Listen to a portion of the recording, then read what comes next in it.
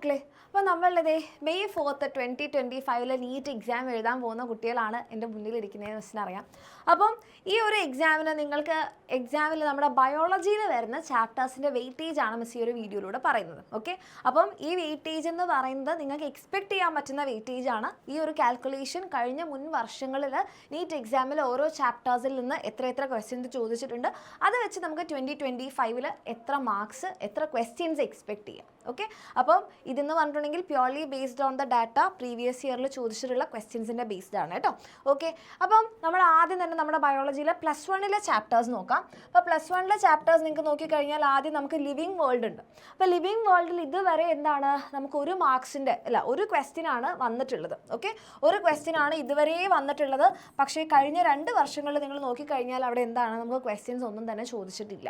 Okay, അപ്പം living വേൾഡിൽ നമുക്ക് ഒരു ക്വസ്റ്റ്യൻ മിനിമം എക്സ്പെക്ട് ചെയ്യാം, ഇനി വരാതിരിക്കാനും ചാൻസ് ഉണ്ട്. ഇനി ബയോളജിക്കൽ ക്ലാസിഫിക്കേഷൻ നോക്കിക്കഴിഞ്ഞാൽ ഇവിടെ റീസെൻറ്റ് ഇയറിൽ 2022 നമുക്ക് 2 മാർക്സിൻ്റെ ക്വസ്റ്റ്യൻ ചോദിച്ചിട്ടുണ്ട്, 2 ക്വസ്റ്റ്യൻ ചോദിച്ചിട്ടുണ്ട്. 2023 ഒന്നും തന്നെ ചോദിച്ചിട്ടില്ല. പക്ഷേ 2024 2 ക്വസ്റ്റ്യൻസ് ചോദിച്ചിട്ടുണ്ട്, 2 ക്വസ്റ്റ്യൻ. ഓക്കെ, 2 ക്വസ്റ്റ്യൻ ചോദിച്ചിട്ടുണ്ട്. ആൻഡ് പ്ലാൻ കിങ്ഡത്തിൽ നിങ്ങൾ നോക്കിക്കഴിഞ്ഞാൽ നല്ലൊരു വേരിയേഷൻ നിങ്ങൾക്ക് കാണാൻ പറ്റും. ആദ്യം ഒരു ക്വസ്റ്റ്യൻ, 2020 3 ക്വസ്റ്റ്യൻ, 2021 4, 2022 3, 2023 3. പക്ഷേ കഴിഞ്ഞ വർഷം ഒരു ക്വസ്റ്റ്യനെ ചോദിച്ചിട്ടുള്ളൂ. പക്ഷേ നമുക്കിവിടെ ഒരു ആവറേജ് 2025 എത്ര എക്സ്പെക്ട് ചെയ്യാമെന്നുള്ളത് നമുക്ക് ഏകദേശം ഇവിടെ കൊടുക്കുന്നുണ്ട്. ഇവിടെ നമുക്കൊരു ക്വസ്റ്റ്യൻ എക്സ്പെക്ട് ചെയ്യാം അല്ലേ, 2 വർഷങ്ങളിൽ ചോദിച്ചിട്ടില്ല എന്ന് വെച്ചാൽ അടുത്ത വർഷം വരില്ല എന്നല്ലല്ലോ. അപ്പോൾ ഇവിടെ നമുക്ക് നോക്കുകയാണെങ്കിൽ ബയോളജിക്കൽ ക്ലാസിഫിക്കേഷൻ ഞാൻ പറയുന്നത് 2025 നമുക്കൊരു എത്രയാണ്, 2025 എക്സ്പെക്റ്റേഷനാണ് കേട്ടോ. 2025 എക്സ്പെക്റ്റേഷനാണ് പറയുന്നത്. എത്ര എക്സ്പെക്ട് ചെയ്യാം ഞാൻ പറയണു, എനിക്ക് 2 ക്വസ്റ്റ്യൻ ആണ്.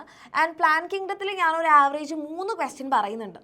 കാരണം കഴിഞ്ഞ വർഷം ഒരു ക്വസ്റ്റ്യനെ ചോദിച്ചിട്ടുള്ളൂ. പക്ഷേ ഇവിടെ നിങ്ങൾ നോക്കിക്കഴിഞ്ഞാൽ ഇവിടെ എല്ലാം തന്നെ ഒരു 3 ക്വസ്റ്റ്യൻ 4 ക്വസ്റ്റ്യൻ എന്നുള്ള രീതിയിൽ വന്നിട്ടുണ്ട്. ആൻഡ് അനിമൽ കിങ്ഡം നോക്കുമ്പോൾ നമുക്ക് എന്താണ് 2, 4, 3, 2 കഴിഞ്ഞ 2 വർഷങ്ങളിലായിട്ട് 4 ക്വസ്റ്റ്യൻ ചോദിച്ചിട്ടുണ്ട്. അപ്പോൾ ആനിമൽ കിങ്ഡത്തിൽ നമുക്കൊരു 4 ക്വസ്റ്റ്യൻ തന്നെ എക്സ്പെക്ട് ചെയ്യാം. കാരണം +1 ബയോളജിയിൽ ഏറ്റവും കൂടുതൽ വെയിറ്റേജ് ഉള്ള ഒരു ചാപ്റ്റർ കൂടിയാണ് അനിമൽ കിങ്ഡം. അപ്പോൾ അവിടെ അത്യാവശ്യം നല്ല രീതിയിൽ ക്വസ്റ്റ്യൻ ഉണ്ടാകും. ഇനി മോർഫോളജിയിലേക്ക് വരുമ്പോൾ കഴിഞ്ഞ 3 വർഷങ്ങളിലായിട്ട് 4 മാർക്സിന് തന്നെ ചോദ്യം ചോദിച്ചിട്ടുണ്ട്. അപ്പോൾ ഇവിടെ നമുക്ക് എത്രയാണ്, നമുക്കൊരു 4 മാർക്സ് തന്നെ എക്സ്പെക്ട് ചെയ്യാവുന്നതാണ്. ഇനി അനാറ്റമിയിലേക്ക് വരുമ്പോൾ റീസെൻറ്റ് ഇയറിൽ 5 ക്വസ്റ്റ്യൻസ് വന്നിട്ടുണ്ട്. അപ്പം അനാറ്റമിയും ഒരു മോശം വെയിറ്റേജ് ഇല്ലാതെ ഒരു 4 ക്വസ്റ്റ്യൻ അല്ലെ 5 ക്വസ്റ്റ്യൻ നമുക്ക് എക്സ്പെക്ട് ചെയ്യാം. സ്ട്രക്ചറൽ ഓർഗനൈസേഷനിൽ നമ്പർ ഓഫ് ക്വസ്റ്റ്യൻസ് ഒരു ആവറേജ് ഒരു 3, 2 അല്ലേ, ഞാനിവിടെ ഒരു 3 പറയുകയാണ്. ഒരു 3 ക്വസ്റ്റ്യൻസ് ആണ് ഞാൻ സ്ട്രക്ചറൽ ഓർഗനൈസേഷനിൽ വെച്ച് പറയണത്. കാരണം അതിനകത്ത് കുറേ പോർഷൻസ് ഒക്കെ ഡിലീറ്റ് ആയതുകൊണ്ട് കൂടിയാണ്. ഇനി നമ്മളുടെ cell the unit of life നോക്കിക്കഴിഞ്ഞാൽ കഴിഞ്ഞ വർഷം ഒരു ഡ്രാസ്റ്റിക് ഇൻക്രീസ് ഇവിടെ കാണാം. നിങ്ങൾക്ക് 6 ക്വസ്റ്റ്യൻസ് ആണ് സെൽ ദ യൂണിറ്റ് എന്ന് വന്നിട്ടുള്ളത്. ഓക്കെ, ഇവിടെയൊക്കെ 3, 2, 3, 2 ആ ഒരു ആവറേജിൽ പോയിട്ട് 6 ക്വസ്റ്റ്യൻസ്. അപ്പോൾ ഇത്തവണയും നമുക്ക് ഒന്നെങ്കിൽ ഒരു 4 to 6 റേഞ്ചിൽ ഒന്നെങ്കിൽ 4 ക്വസ്റ്റ്യൻ ആവാം, 5 ക്വസ്റ്റ്യൻ ആവാം, അല്ലെങ്കിൽ 6 ക്വസ്റ്റ്യൻ വരെ നമുക്ക് എക്സ്പെക്ട് ചെയ്യാം. ആൻഡ് നമ്മുടെ ബയോമോളിക്യൂൾസ് നോക്കിക്കഴിഞ്ഞാൽ അത്യാവശ്യം നല്ല രീതിയിൽ നമ്പർ ഓഫ് ക്വസ്റ്റ്യൻസ് ഉണ്ട്. ഇപ്പോൾ ഇവിടെ നിങ്ങൾക്ക് നോക്കിക്കഴിഞ്ഞാൽ 2, 6, 4, 3, 4, 6 ക്വസ്റ്റ്യൻസ് ഒക്കെ വന്നിട്ടുണ്ട്. അപ്പോൾ ബയോമോളിക്യൂൾസ് നമുക്ക് ഇത്തവണ തന്നെ എന്താണ് ഒരു 6 ക്വസ്റ്റ്യൻസ് തന്നെ എക്സ്പെക്ട് ചെയ്യാം. ഇനി cell cycle and cell division നോക്കുമ്പം ഈ കഴിഞ്ഞ 3 വർഷങ്ങളിൽ നമുക്ക് 5 ക്വസ്റ്റ്യൻസ് വന്നിട്ടുണ്ട്. പക്ഷേ 2024 2 ക്വസ്റ്റ്യനേ വന്നിട്ടുള്ളൂ. അപ്പോൾ അതുകൊണ്ട് തന്നെ നമുക്ക് ഏകദേശം ഒരു 4 ക്വസ്റ്റ്യൻ നമുക്ക് സെൽ സൈക്കിളിൽ നിന്ന് എക്സ്പെക്ട് ചെയ്യാം. ഓക്കെ, ഒരു 4 ക്വസ്റ്റ്യൻ. ദെൻ നമ്മളുടെ ട്രാൻസ്പോർട്ട് ഈ 2 ചാപ്റ്റേഴ്സ് ഡിലീറ്റഡ് ആണ്, അതാണ് മിസ് 2 കൊടുത്തത്, അല്ല റെഡ് കൊടുത്തത്. ഇനി ഫോട്ടോസിന്തസിസ് നമുക്കൊരു 2 ക്വസ്റ്റ്യൻ എക്സ്പെക്ട് ചെയ്യാം. റെസ്പിറേഷൻ ഒരു 2 or 3 ക്വസ്റ്റ്യൻസ് എക്സ്പെക്ട് ചെയ്യാം. പ്ലാന്റ് ഗ്രോത്ത് റെഗുലേറ്റേഴ്സ് അതുപോലെ ഒരു 3 ക്വസ്റ്റ്യൻസ് നമുക്ക് എക്സ്പെക്ട് ചെയ്യാം. ഇനി നമ്മുടെ ഹ്യൂമൻ ഫിസിയോളജിയിലേക്ക് വരുമ്പോൾ ഹ്യൂമൻ ഫിസിയോളജിയിൽ actually out of the syllabus questions വരാൻ ഏറ്റവും കൂടുതൽ ചാൻസ് ഉള്ളത് സുവോളജി സെക്ഷനാണ്. ബോട്ടണി സെക്ഷൻ അങ്ങനെ സിലബസിന് ഔട്ട് നിന്ന് ക്വസ്റ്റ്യൻ വരാറില്ല. പക്ഷേ സുവോളജി സെക്ഷനിൽ നിന്ന് നിങ്ങൾക്കൊരു 5 ക്വസ്റ്റ്യൻസ് വരെ out of the syllabus expect ചെയ്യാം. ഓക്കെ, അത് നിങ്ങൾ നോക്കണ്ട, നിങ്ങൾ ബാക്കിയുള്ളത് കിട്ടുമോ എന്നുള്ളത് നോക്കാം NCERT. അപ്പോൾ ബ്രീത്തിങ്ങിൽ നിന്ന് നമുക്ക് സാധാരണ ഒരു ആവറേജ് 2 ക്വസ്റ്റ്യൻ തന്നെ എക്സ്പെക്ട് ചെയ്യാം. ബോഡി ഫ്ലൂയിഡ്സ് നമുക്ക് 2 ക്വസ്റ്റ്യൻ എക്സ്പെക്ട് ചെയ്യാം. എക്സ്ക്രീഷനിൽ നമുക്ക് 2 ക്വസ്റ്റ്യൻ എക്സ്പെക്ട് ചെയ്യാം. പക്ഷേ നിങ്ങൾ ലോക്കോമോഷൻ നോക്കിക്കഴിഞ്ഞാൽ കണ്ടോ റേഞ്ച് എത്രയാണ്, 4, 3, 3, 4 ഇത് വിടാതെ തന്നെ നിൽക്കുന്നുണ്ട്. അപ്പോൾ നമുക്കിവിടെ ഒരു 4 ക്വസ്റ്റ്യൻ എക്സ്പെക്ട് ചെയ്യാം.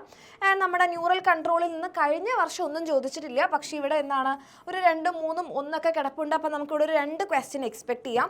കെമിക്കൽ കോർഡിനേഷൻ അതേപോലെ ഒരു 2 ക്വസ്റ്റ്യൻ എക്സ്പെക്ട് ചെയ്യാം. എക്സ്പെക്റ്റേഷനാണ്, ഒഫീഷ്യലി ഉള്ളതല്ല. റെഡി.